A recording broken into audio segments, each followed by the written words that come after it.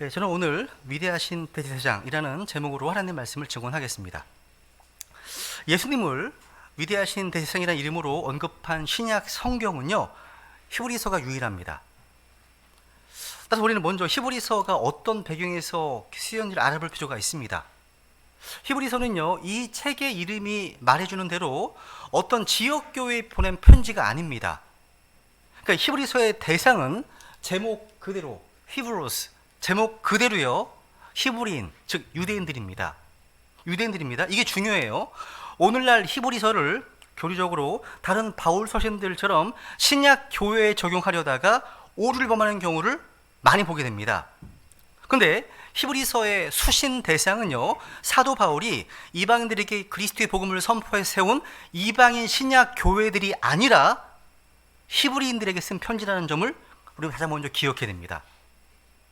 다만 여기 히브리인들은요, 믿지 않는 유대인들과 믿는 유대인들 다 포함됩니다. 어쨌든 히브리서라는 책의 수신자, 이 편지 주된 대상이 바로 히브리인이고, 여기는 그리스도의 복을 믿지 않는 유대인들에게는 예수님께서 주님이시다, 그분이 그리스도시다 그걸 알려주고 있고, 믿는 유대인들에게는 이 말씀의 근거에서 예수님이 그리스도이심을 입증하고 있습니다. 이 책을 역사적으로 또 영적으로 적용하게 되면 히브리서는 AD 64년경 66년까지 로마 황제 네로가 이제 크리스찬들을 무시무시하게 박해하던 시절에 쓰인 책입니다. 이 박해로 인해서 베드로와 바울을 비롯해서 수많은 크리스찬들이 붙잡혀서 온갖 처참한 방법으로 죽어나갔습니다. 그래서 히브리서 기자는요, 히브리서를 통해서 고난 가운데 있는 히브리 성도들이 낙담하거나 포기하지 않고 믿음의 선한 싸움을 다 끝까지 싸울 수 있도록 격려하고 있습니다. 즉 히브리서가요, 기록된 중요한 목적은 막 복음을 듣고 개종한 유대인 크리스찬들이 박해가 무서워서 다시 유대이즘, 유대교로 돌아가는 것을 막기 위함이었습니다. 당시 기독교는요, 로마의 핍박을 받고 있었지만 유대교는요, 로마 정부의 공식 승인을 받은 상태여서 직접적인 박해를 받지 않았습니다. 유대인들은 오히려 기독교를 유대교의 이단이라고 해서 로마 당국에 기독교인들을 고발까지 했습니다. 그리고 기독교로 개종한 형제들을 끊임없이 핍박하고 회유했다는 거죠. 또 그리스도의 복음에 대한 믿음만을 강조하는 기독교와는 대조적으로 유대교는 구약 시대부터 계속되어 온 희생 제사와 율법에 준수라고 하는 외형적 종교형도 유지하고 있기 때문에 사람들에게 훨씬 안정감을 주었습니다. 이런저런 이유로 당시 믿음이 어린 유대인 신자 중에서 다시 유대교로 돌아가려고 하는 이들이 많았다는 겁니다. 여기서 안 그래도 핍박 때문에 흔들리는 유대인 어떤 교회들 전체 위기를 가져왔다는 거죠. 그래서 히브리서 기자는 예수 그리스도께서 모든 구약성의 희생 제사 율법의 완성이심을 강조하고 있습니다. 그래서 저는 오늘 위대하신 대제사장 예수님이라는 제목으로 말씀을 증언하겠습니다. 그렇다면 이제 구약의 대제사장은 어떤 존재였습니까? 구약의 예배에는 반드시 하나님과 사람 사이의 중보자가 그 역할을 할 제사장이 필요했습니다.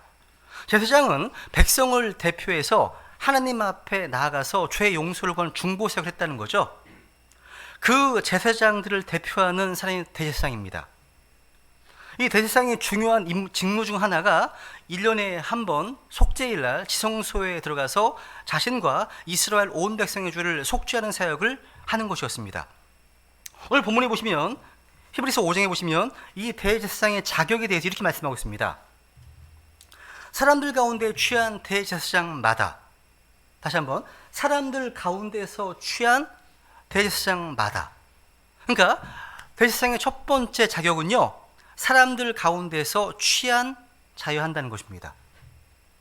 이것을 이제 오늘날의 방식으로 표현한다면 이런 거죠. 자신도 죄를 짓고 무너지기 잘하는 연약한 인간이기 때문에 다른 무지하고 길에서 벗어난 자들을 이해할 수 있고 불쌍히 여길 수 있는 자여야 한다는 겁니다.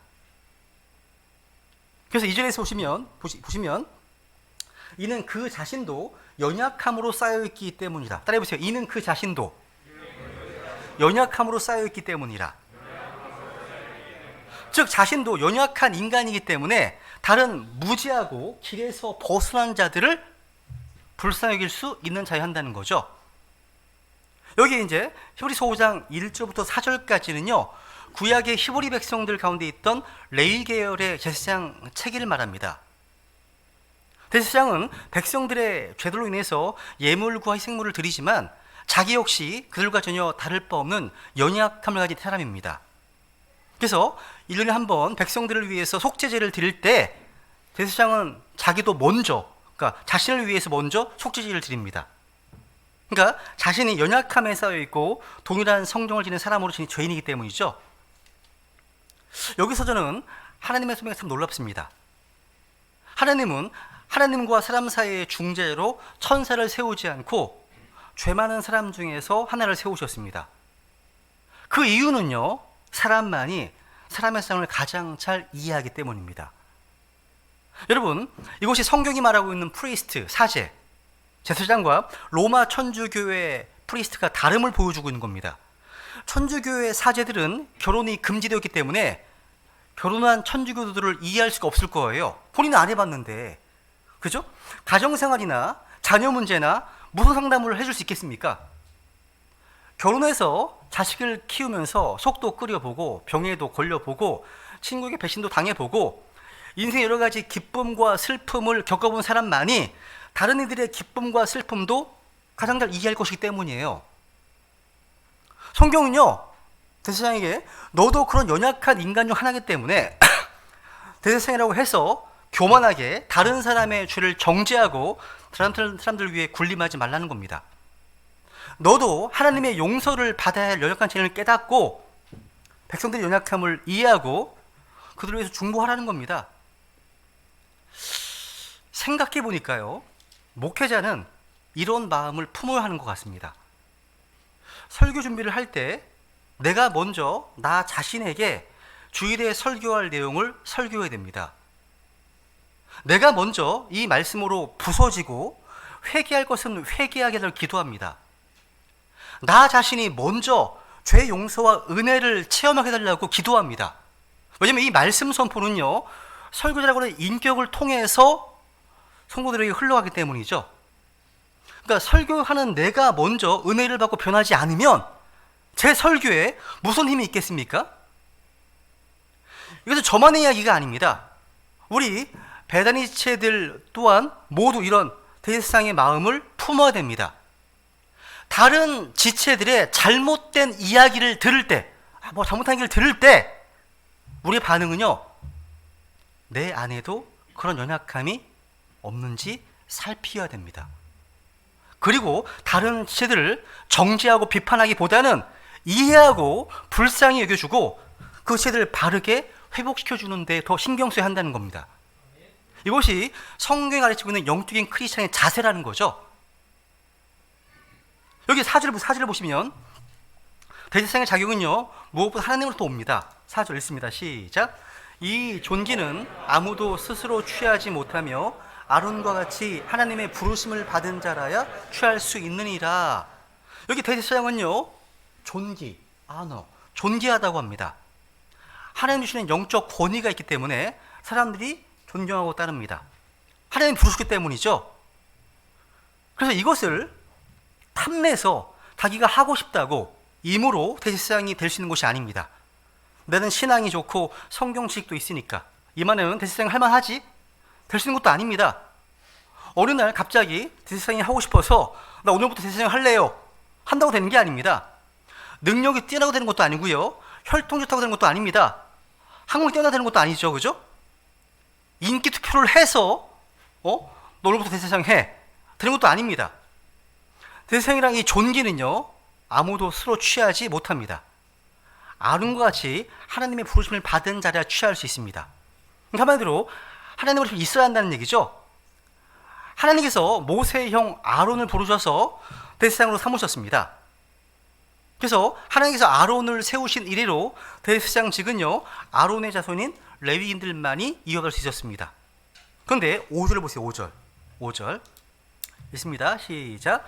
이와 같이 그리스도께서도 자신을 영화롭게 하여 대제사장이 되지 아니하시고 그분께 너는 내 아들이라 오늘 내가 너를 낳았도다 하고 말씀하신 분께서 그리 되게 하셨나니. 여러분, 대제사장의 두 가지 자격 요건은 자신도 육체를 입은 연약한 인간일 것과 그다음 하나님의 부르심을 입은 자여야 한다는 겁니다.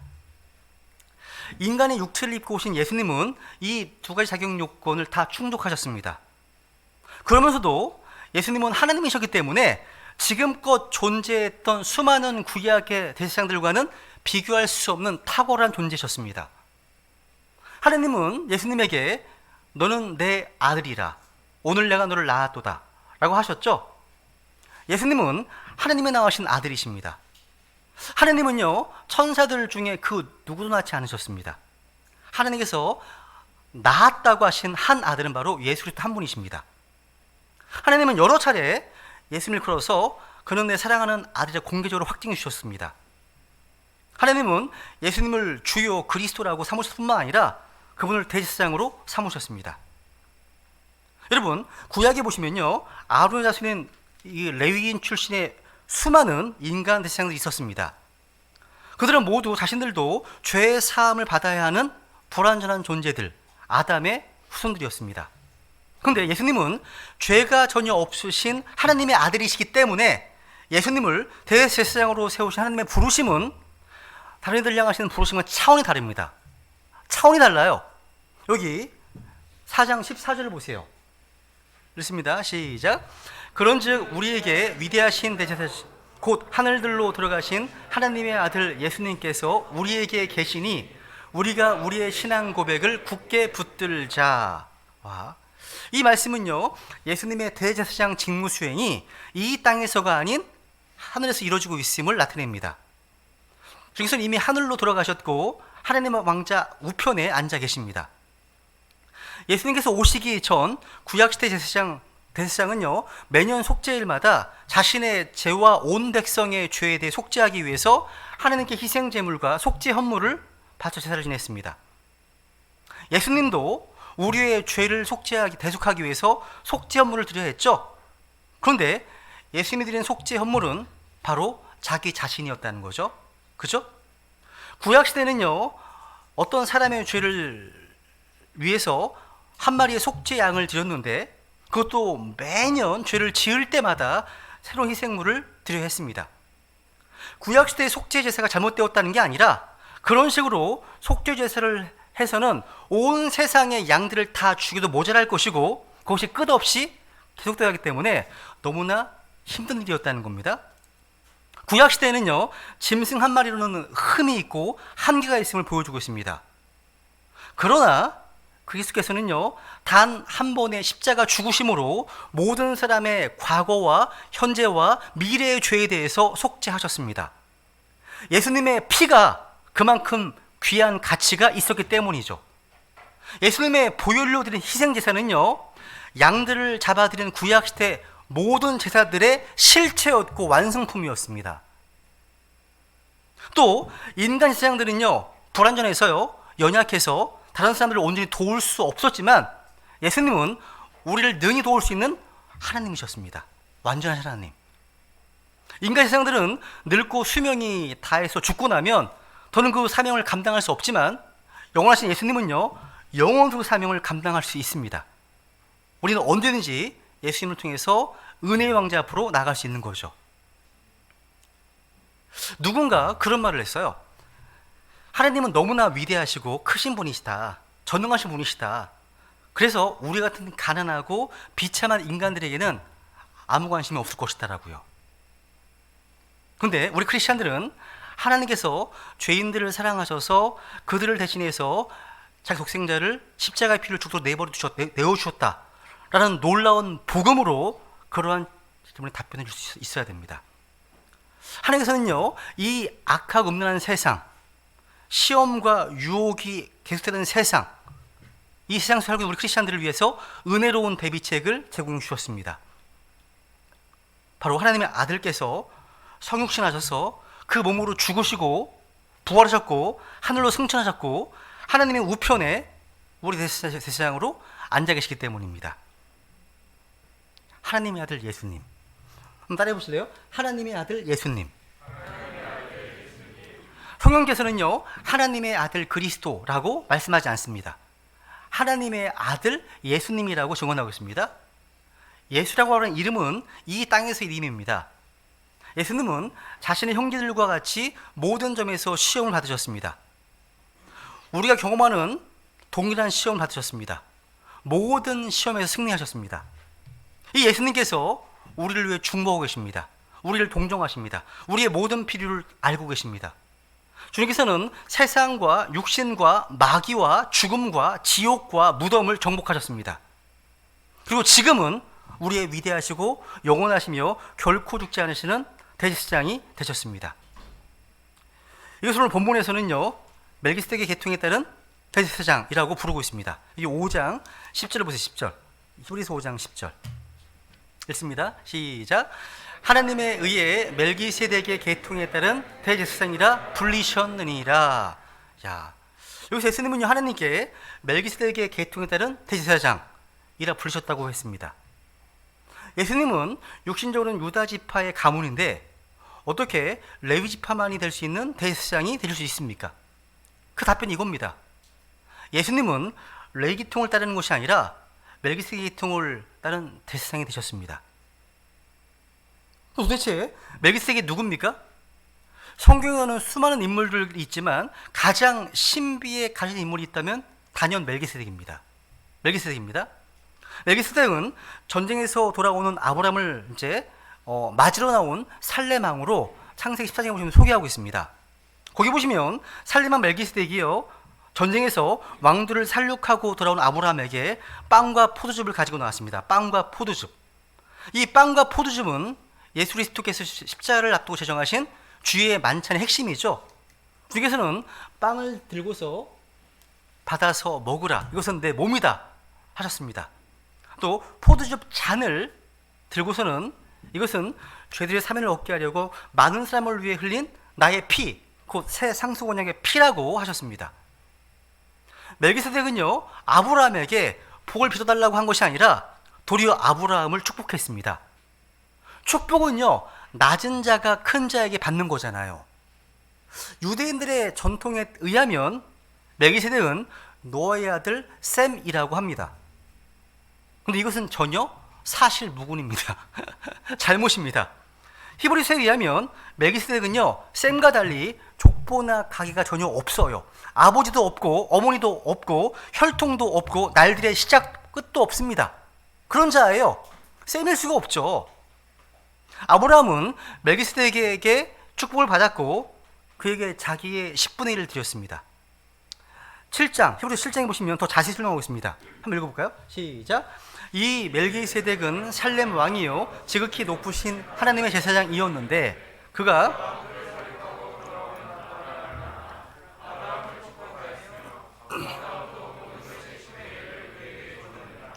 그 이름을 해석하면 첫째로 의의 왕이요 그것 다음은 또한 살렘 왕이니 곧 평화의 왕입니다.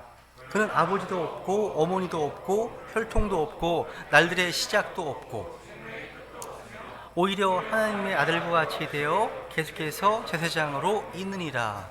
정말 신비한 인물이에요. 멜기세덱은요, 부모가 없습니다. 혈통이 없어요. 시작도 없습니다. 생명의 끝도 없습니다. 그리고 항상 하나님의 아들과 같이 되어서 제사장으로 있는 분입니다. 멜기세덱은요, 예수 그리스도의 예표로서 구약 성경에 자주 나타나신 성육신하시기 이전에 예수 그리스도를 가리키는 겁니다. 구약 성경에서 예수님의 예표인 멜기세덱이 모세 율법이 주어지기 훨씬 전에 믿음의 조상 아브라함으로부터 경미를 받았다. 이게 사실 중요한 겁니다. 즉 우리의 대제사장이신 예수님은요, 모든 구약의 율법과 제사장 위에 계신 존귀한 분이십니다. 그죠? 근데 이분께서 우리의 삶이 흔들리지 않도록 우리의 닻이 되어주시고 우리의 버팀목이 되어주십니다. 히브리서 6장 19절 보시면 우리에게는 이 소망은 혼의 닭과 같이 확실하고 굳건하여 휘장 안에 있는 것 속으로 들어가는데 앞서 나가신 분, 그 예수님께서 멜기세덱의 계통에 따라 영원히 대제사장이 되사 우리를 위해 거기로 들어가셨느니라 하십니다. 여기 보시면 혼의 닷과 같다. 뱃사람들에게 이 배의 닷은 너무나 중요한 거예요. 그죠? 아무리 비바람과 파도가 거세어도요, 닷이 튼튼하게 내려져 있으면 배가 그 자리에 계속 버티고 있을 수 있습니다.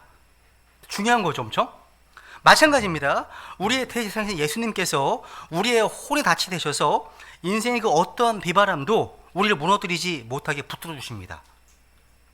직장 생활이 힘들고 가정에 위기가 오고 몸과 마음이 병들면서 인생이 이리저리 흔들릴 때 예수님을 꽉 붙들고 있으면 이겨낼 수 있습니다.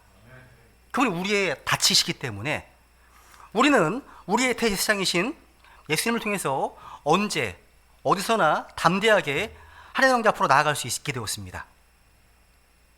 우리가 성경을 읽고 연구하는 책상에서도 또 부엌에 설거지하면서도요, 하나님을 경험하고 그분의 임재를 경험할 수 있습니다. 그렇다면 이제 우리의 위대한 대제사장이신 예수님께서 하시는 일이 무엇인지 한번 구체적으로 정리해보고 한번 말씀을 마치겠습니다. 위대한 대제사장께서 하시는 일, 첫 번째 시험을 이기도록 도와주십니다. 따라해보세요. 시험을 이기도록 도와주신다. 네, 4장 15절 읽습니다. 시작. 우리에게 계신 대제사장은 우리의 연약함의 감정을 느낄 수 없는 분이 아니요 모든 점에서 우리와 똑같이 시험을 받으셨으나 죄는 없으신 분이시니라. 예수님은요, 이 땅에서 인간의 육체를 입고 사시면서 우리가 겪는 삶의 모든 아픔을 다 겪어보셨습니다. 가난해서 느끼는 서름, 학벌이 변변치 못해서, 아니면 뒷배경이 없어서 느끼는 서름, 이게 어떤 것인지, 또 병들고 실직하는 절망감이 어떤 것인지, 주변 사람들이 인정받지 못하고 비판받거나 배신당하는 것이 기분이 어떤 것인지 다 겪어보셨습니다. 그래서 주님께서는요, 그 누구보다도 우리 연약함을 알고 우리의 아픔을 이해해 주십니다. 너무 감사하죠, 그죠? 그래서 우리는 주님께 나아가서 고난 속에서 느끼는 아픔과 상처를 마음껏 토해낼 수 있습니다. 여러분, 제발 우리를 이해할 수도 없고 이해하려고도 하지 않는 사람들 때문에 괴로워하지 마시기 바랍니다. 저도 종종 경험합니다. 우리 주변에는요, 킹제임스 성경을 쓴다고 하는데 전혀 인간 냄새가 안 나는 너무나 차갑고 너무나 냉정한 사람들이 있습니다. 그런 이들을 만나면 교제하고 싶지가 않습니다. 딴 나라 사람 같습니다. 그러니까 인간적으로 서로의 연약함을 이해하고 불쌍히 여기고 기도해주는 모습이 아니라 정죄와 비판과 판단만이 가득하기 때문이라는 거죠. 그런데 우리 예수님은 그러지 않으셨습니다. 그러한 사람들 때문에 힘들어하지 마시기 바랍니다. 대제사장이신 예수님이면 충분하다는 겁니다. 그분께 나아가시라는 거예요. 그분은 이해하시거든요. 예수님은 우리 연약한 감정을 느낄 수 없는 분이 아닙니다. 여기서 단순히요, 남의 아픔과 약함에 공감한다는 걸 뛰어넘으세요. 예수님은요, 이것을 극복할 수 있는 도움을 줄 수 있는 분이십니다. 실제로요. 그러니까 우리 인간은요, 해봤자 뭘 할 수 있습니까? 다른 인간을 위로할 수 있습니다. 근데 구원할 수는 없어요. 이해할 수 있지만 구원을 못합니다. 근데 예수님은 다르십니다. 다르신 분이십니다. 예수님은 우리의 아픔과 고통을, 또 우리의 약함을 누구보다 잘 이해해 주시지만 동시에 그 약함 넘어 승리로 이끌 수 있는 분이십니다. 그분은 우리의 눈물을 닦아주시면서 다시 일어나 재기할 수 있도록 도와주십니다.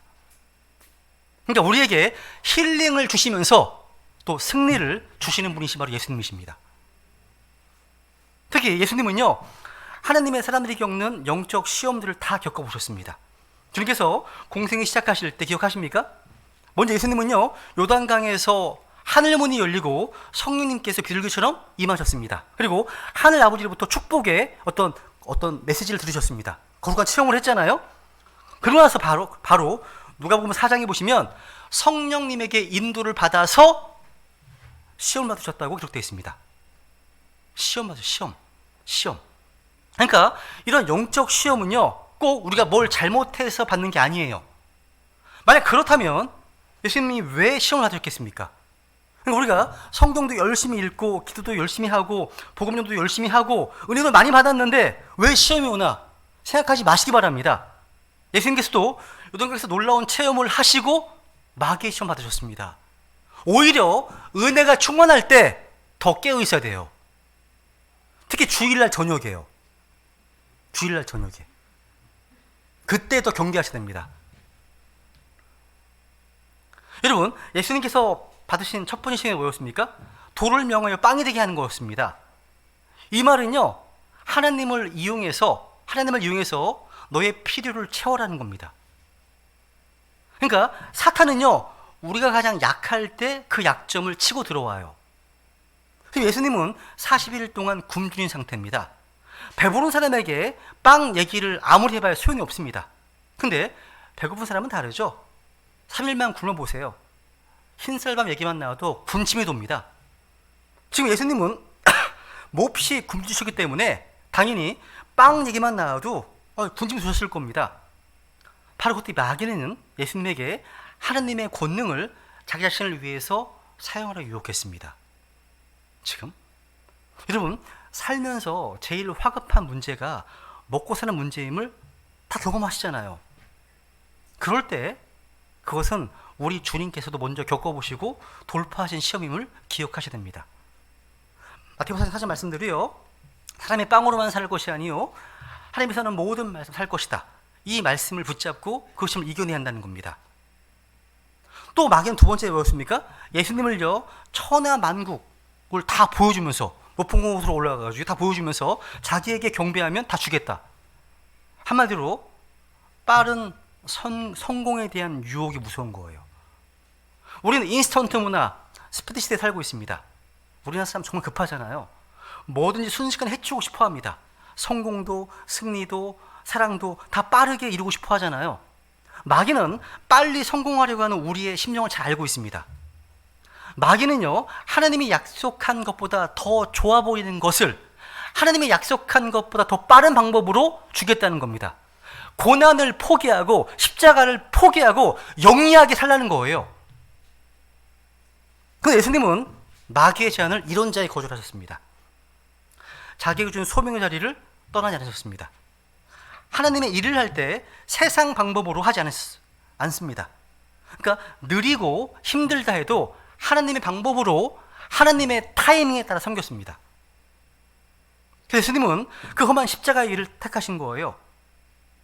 안 그래도 예수님은요, 아버지로부터 천하만국의 모든 영광과 권세를 다 받으실 거예요.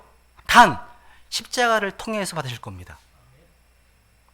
이렇게 예수님은요, 말씀 그대로요, 우리의 연약함의 감정을 우리가 똑같이 느끼시는 분이시고 또 시험을 받으신 분이십니다. 근데 시험 받으셨지만 그 시험을 다 이기셨습니다. 광야에서 이기셨고요, 바리새인들, 사두개인들, 율법사들의 모든 시험들을 다 이기셨습니다. 이 말씀은요, 십자가에서 절정을 이룹니다. 우리의 모든 죄를 다 담당하셨기 때문에 예수님은 그 순간 온갖 종류의 죄의 시험을 다 맛보셨습니다. 조심할 부분은 시험을 받는 것은 죄가 아니라는 겁니다. 그죠? 예수님은 우리와 똑같이 시험 받으셨지만 죄는 없으신 분이십니다. 그죠? 없으신 분입니다. 예수님은 죄를 알지도 못하신 분이십니다. 예수님은 죄를 짓지 아니하셨습니다. 예수님은 모든 점에서 우리가 똑같이 시험 받으셨지만 죄가 없으시고 주를 알지 못하시고 주를 짓지 아니하신 분이십니다. 히브리인들은요, 자신들에게 율법에 따라 세워진 대제사장이 아니라 이런 대제사장이 있다는 사실을 알고 그분을 믿어야 한다는 겁니다. 이렇듯 우리가 시험 받는 것처럼 우리의 대제사장이신 예수님도 시험 받으셨지만 예수님은 말씀으로, 기도로 다 시험을 이기셨습니다. 따라서 우리도 시험을 이길 수 있도록 주님께서 도우십니다. 그래도 우리가 시험 당할 때요, 기도로 주님의 도우심을 구하지 않는다면 영적으로 패배할 수밖에 없습니다. 여러분, 기도하지 않는다는 것은요, 자기 힘으로 문제를 해결하겠다는 교만입니다. 교만이죠. 예수님은 시험 당하실 때마다 기도하셨습니다. 시험이 좀 심각하다, 기도도 심각하게 세게 해야 됩니다. 주님께서 시험 받으신 중에 기도하셨다면 연약한 우리는 얼마나 더 기도해야 되겠습니까? 여러분, 기도의 자리는 결코 외로운 자리가 아닙니다. 그 자리는 은혜의 왕자로 나가는 자리입니다. 우리를 기다리시는 대세상 예수님께서 우리를 만나시는 자리이고요, 우리에게 은혜를 한량없이 공급해주는 축복의 자리라는 사실이에요. 그래서 어떤 상황이든 간에 기도의 무릎을 꿇고 이 복과 은혜를 나와야 한다는 겁니다. 두 번째, 우리 대제사장께서는요, 필요한 때에 도우시는 은혜를 주십니다. 따라해보세요. 필요한 때에 도우시는 은혜를 주신다. 16절 읽습니다. 시작. 그러므로 우리가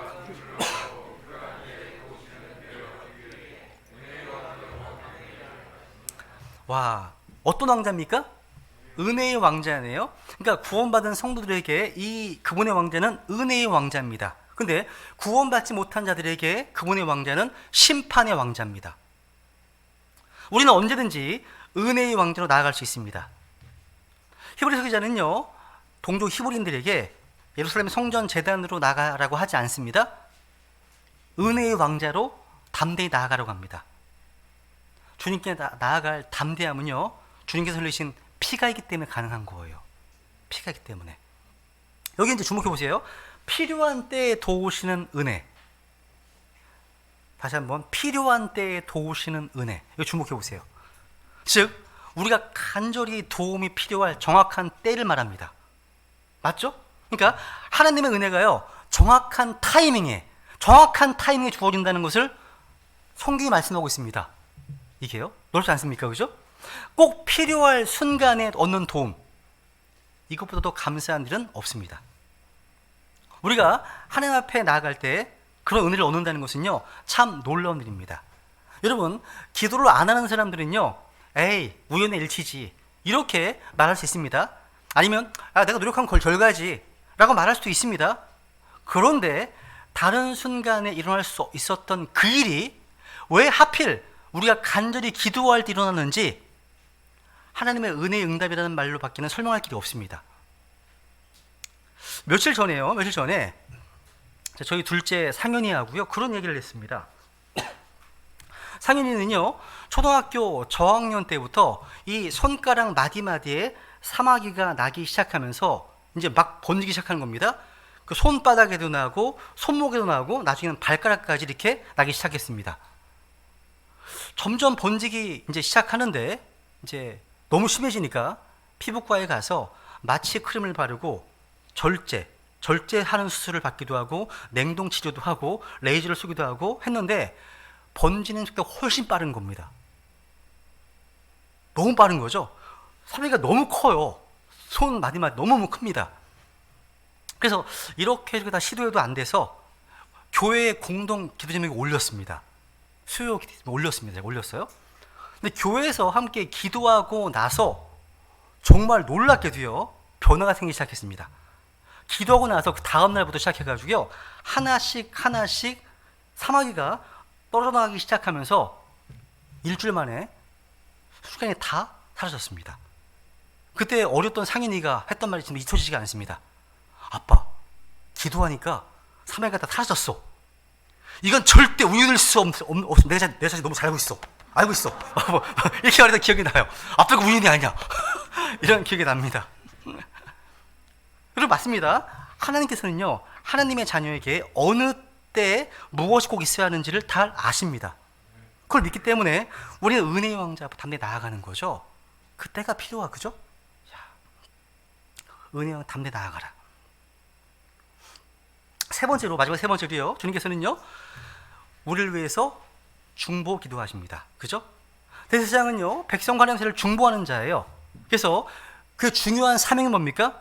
백성을 위해 지속해서 중보 기도하는 것이었습니다.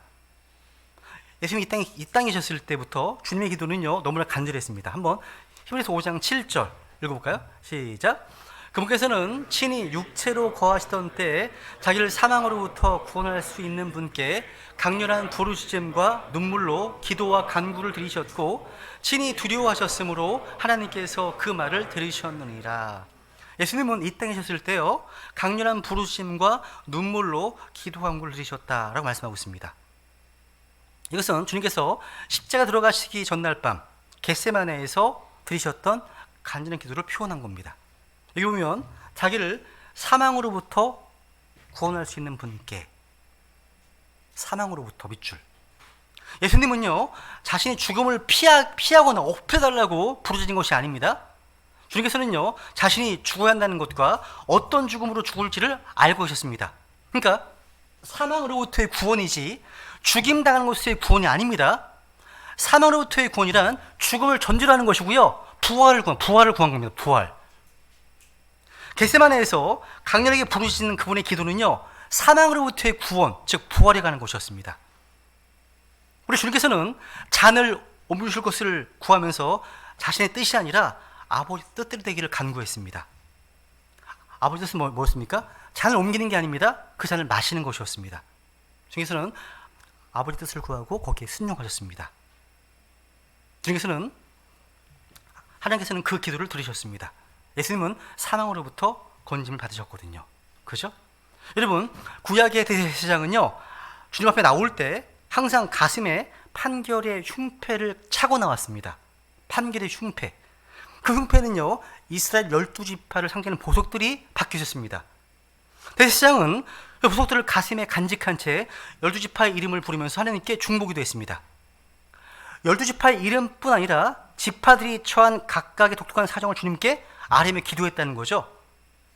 마찬가지입니다. 지금도 우리의 영원한 대제사장이신 예수님께서 하늘 왕자 앞에서 그렇게 여러분들의 이름을 부르면서 기도하고 계십니다.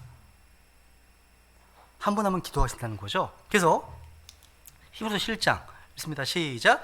그러므로 그분께서 항상 살아계셔서 그들을 위해 중보하심을 보건대 그분은 또한 자기를 통해 하나님께 오는 자들을 끝까지 구원하실 수 있나니. 와, 우리 주님께서 누구든지요, 자기를 통해 하나님께 나아오는 자들을 끝까지 구원할 수 있는 분이십니다.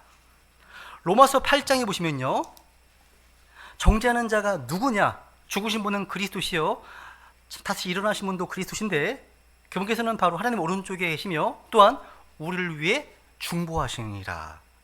그러니까 주 예수 그리스도의 중보 사역은요, 하늘에서 우리 주님의 현재적 직분이고 사역입니다. 현재 부활하사 승천하신 주님께서 하늘에서 놀고 계신 게 아닙니다. 쉬지 않고 일하십니다. 뭐 하시는 겁니까? 기도하시는 거예요. 너무 든든하지 않으십니까? 그죠? 야, 이것만이 아닙니다. 로마서 8장 26, 27절에 보시면요, 성령님께서도요, 우리 속에서 우리를 위해서 항상 중보하고 계십니다. 우리 안에서, 위에서는 주님께서. 야, 여러분, 기도를 많이 하는 사람의 중보기도가 엄청 강력하잖아요. 그런데 우리 주님의 중보기도 얼마나 강하겠습니까? 우리는 연약하고 부족하지만 주님의 그 강력한 중보기도의 힘으로 살고 있는 거예요. 우리가 주님의 중보기도의 힘을 누리려면 우리 또 항상 기도의 삶을 살아야 됩니다. 그러면 우리 대상이신 주님의 임재로 충만해질 겁니다.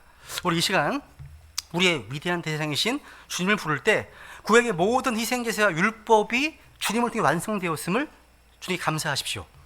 그리고 멜기세덱의 계통에 따른 대상 예수 그리스도께서 우리의 삶에 흔들리지 않는 버팀목이 되어주심을 믿습니다.